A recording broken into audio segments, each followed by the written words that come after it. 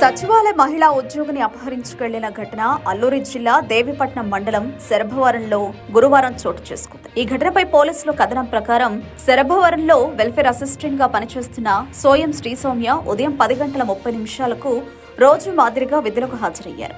ఈ క్రమంలో వేటుకూరుకి చెందిన కె అనిల్ కుమార్ మరికొందరి సహాయంతో ఏపీ 31 TJ 1462 నెంబర్ గల ఇన్నోవా కారులో ఆమె కార్యాలయానికి వెళ్లి బెదిరించి బలవంతంగా ఈడ్చుకుంటూ ఎక్కించుకుని పారిపోయాడు. తోటి సిబ్బంది అడ్డుకునే ప్రయత్నం చేయగా వారిని కత్తులతో బెదిరించారు.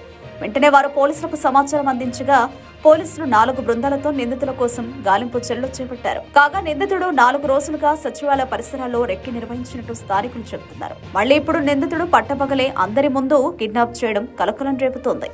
అల్లూరు జిల్లా దేవీపట్నం మండలంలో కిడ్నాప్ కలకలం రేగింది. శరభవరం సచివాలయ ఉద్యోగి సౌమ్యను దుండగులు కిడ్నాప్ చేశారు.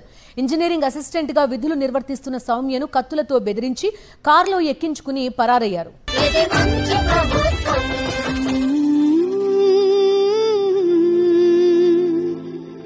ఇది మంచి ప్రభుత్వం.